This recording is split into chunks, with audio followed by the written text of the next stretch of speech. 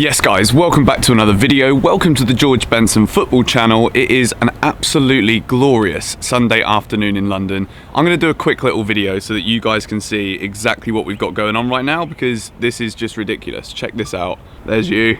And there is the city. Absolutely incredible scenes. It is the international break. It is Sunday, which means we are now less than a week away from Manchester City versus Chelsea. And honestly, I don't think I've ever been as excited for an away game and a week of football as I am next week. It's like we've been given a 2-week break and everything's going so well. Then all of a sudden, they throw a Man City away and a Valencia away in the same week, which is just absolutely gorgeous. Even in Spain right now, in Valencia, it's about 18 degrees. So even though I'm stood here in my shorts today, it is a lot warmer than it is in London. But today's video is kind of like a Chelsea news style video, which I've not really done that much of that before. The majority of my videos are normally like speculative videos or reaction videos or preview videos, and obviously you guys know that the match vlogs are a big part of this channel. But today we're going to discuss a few things that have been in the Chelsea news recently, a few debates amongst the fan bases. Basically, we're just going to address a few things going into that game next week against Manchester City. The first thing that I want to discuss is Olivier Giroud,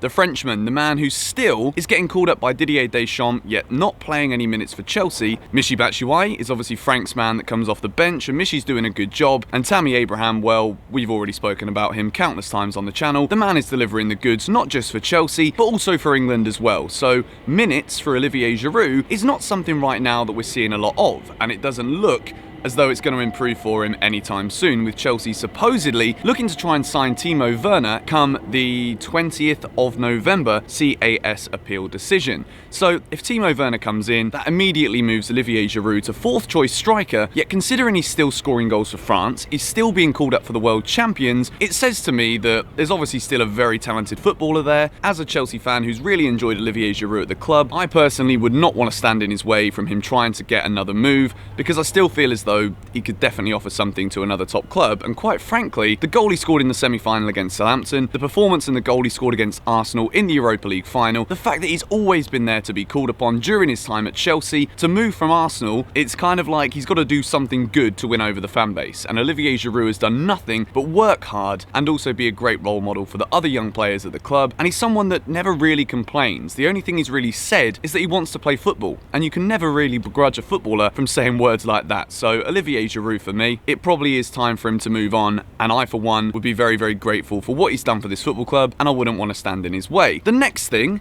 is Real Madrid. Should we talk about them for a moment? We've got Eden Hazard, the man we sold to Real Madrid, coming out in a Belgium interview yesterday and saying some beautiful words about Chelsea. Eden Hazard has said that Chelsea are only 2 players away from winning the Premier League, or words to that effect. He said that if they sign 2 or 3 players, then Chelsea would be first, which, to be quite honest, don't know if we would be first, but I think we'd definitely be up there pushing Liverpool closer than we currently are. I definitely feel as though there's going to be a lot more transfer speculation coming out of Chelsea. We're going to be linked with a lot of players with the supposed war chest of £350 million, which probably couldn't afford Kylian Mbappe, but it can definitely afford a lot of world-class players with that kind of sum of money. So we all know that Chelsea are doing very well. We're probably not that many players away from building something special. I mentioned Real Madrid, and I've just started talking about Eden Hazard. Tangents galore, but it's Hazard. We have to talk about him when we can. Real Madrid supposedly are interested in Callum Hudson-Odoi. I mean, they come and rob us of Eden Hazard, which is fair enough. You know, Hazard is Real Madrid, Zidane. It was always going to happen. We can get over that now, even though I'm still here talking about him on a Sunday afternoon. Fool me. But Callum Hudson-Odoi, he's just turned 19 years old, and because he's worth a lot of money, because he's English, of course, Real Madrid are like, oh, yeah, we want to have a little bit of Callum Hudson-Odoi.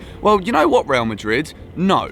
Callum Hudson-Odoi, local boy from Wandsworth, been Chelsea since birth, he's just signed a new contract, and he's not going to go to Real Madrid anytime soon.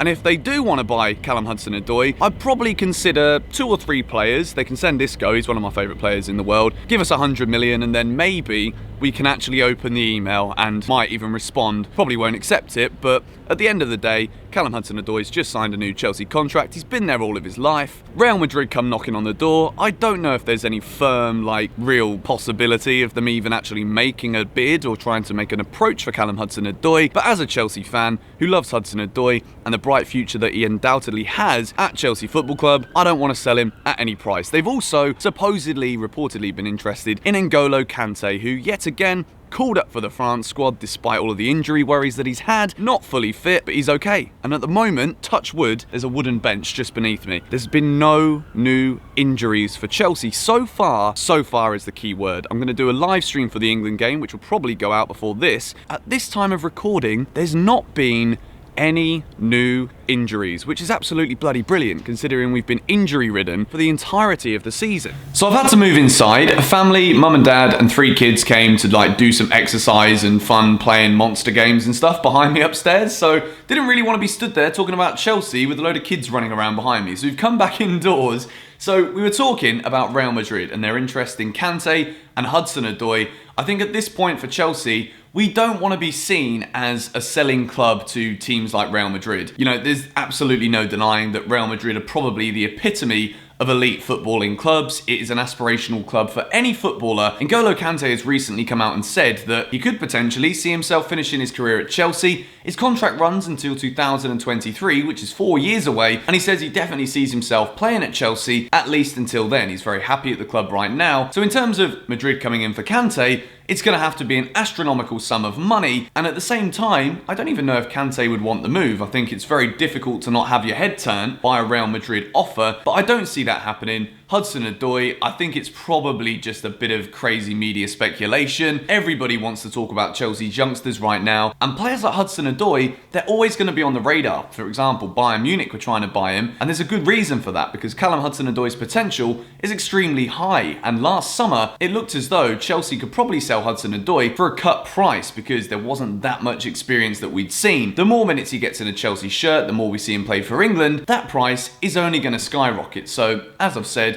Real Madrid want Hudson-Odoi, start talking about some multi-8, 9-figure deals, and maybe we can open the email. Other than that, I don't even think we should consider it. Hudson-Odoi is the future of Chelsea. Real Madrid, on your bike. So the next thing I want to talk about, I want to bring back the conversation regarding Timo Werner. Chelsea have been linked with the German striker. He's a very quick, pacey, very agile, and also a clinical finisher who is currently tearing things up in the Bundesliga. If it wasn't for Robert Lewandowski, probably right now being the most informed player in world football, people would be looking at Timo Werner as the #1 marksman in the Bundesliga. He's playing for Red Bull Leipzig. We've seen him in the Champions League. He's done very well this season for them. And he is a player who Chelsea are supposedly looking at bringing in. Now, we've had the conversation about Olivier Giroud potentially moving on, which would leave us with Michy Batshuayi and the informed Tammy Abraham. You could also say, with the minutes of football that Michy Batshuayi has had this season for Chelsea, he's in very good form as well. Michy has come out during the international break and said how happy he is at Chelsea, and I definitely see a player who's working hard in order to try and get as many minutes as he possibly can under Frank Lampard. So bringing in a player who is in elite form and a player who's got a lot of potential in Timo Werner, would that disrupt the apple cart for the Chelsea strikers? It would probably disrupt things for Michy because he's trying as hard as he can to try and break into the team. Tammy Abraham is obviously playing so well, and what we got to remember is under Frank Lampard here at Chelsea, it's run under a meritocracy. Players that are playing well are getting the most minutes. So right now, Tammy Abraham is in brilliant form, second top goal scorer in the Premier League. Timo Werner, if he was to come in hypothetically in January, does that mean if we spend a load of money on him that he's immediately going to replace Tammy Abraham? No, it doesn't. There are some transfer accounts on Twitter who seem to think that as long as Chelsea are signing players, then that's all we need to do, and it doesn't matter about the youngsters, because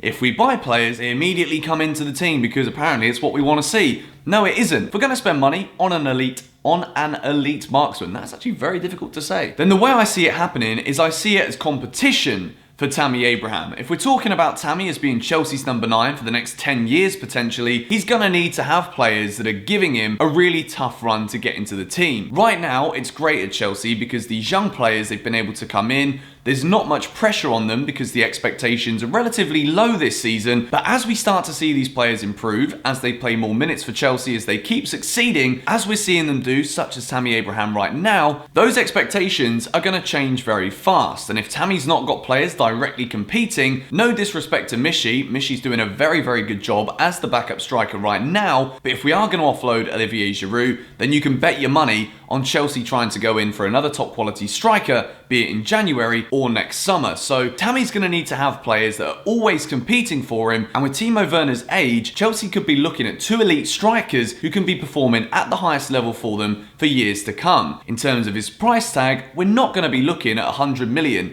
for Timo Werner, which at the moment, if you're talking about players and strikers that you want to bring in, try and bag you 20 plus goals a season, the conversation only really starts at around 80 million. Timo Werner would be very good value for Chelsea. Right now, there are plenty of conversations, speculation about Chelsea buying players. We're probably going to be looking at a striker. We've already done the video on Jadon Sancho. We've done the multiple videos on Jadon Sancho and the last video on Ben Chilwell. Massive thank you for all of the likes on that video. There's over 2,000 likes. You guys seem to really enjoy that one. And again, I definitely feel as though the transfer speculation over the course of the next 4 days or 5 days or so between, no, it's actually less than that. Crikey, what is the date today? The 17th! It's the 17th of flipping November. This year is just absolutely flying by. Until Chelsea's transfer ban, the appeal is on the 20th. We will find out if we'll be able to sign players on the 20th of November. So over the next few days, there's going to be speculation left, right and centre. And if the ban is uplifted and we get to sign players in January, you can expect a whole list of names to come in terms of the Chelsea conversation. We've got money to spend. Supposedly, we want to spend the money despite the quality in the squad already. And it's very exciting for Chelsea right now because with the quality of the young players,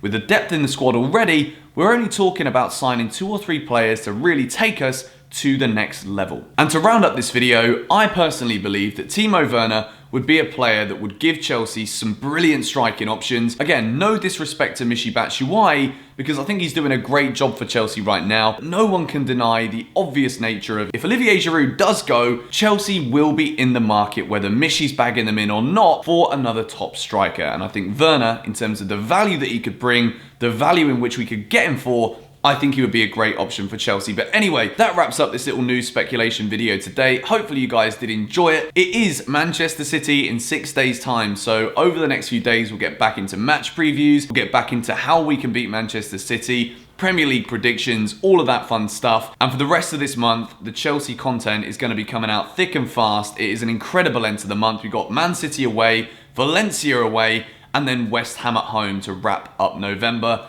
going into December, where the football matches just come in left, right and centre. We've got 7 games in December before Christmas. But thank you guys for watching. 73,000 subscribers now on the channel. If you're not yet subscribed to the George Benson football channel, make sure you do so. I try and upload new videos every day. I did take a day off yesterday. I went to see a show in Richmond. It was fun, and Simon from The In-Betweeners was in it as well. It was called What's in a Name or something like that. It was a £5. It was great fun. Went with a couple of friends. Really enjoyed myself. Hope you guys have had a great weekend too. I will catch you tomorrow with a brand new video. See you later.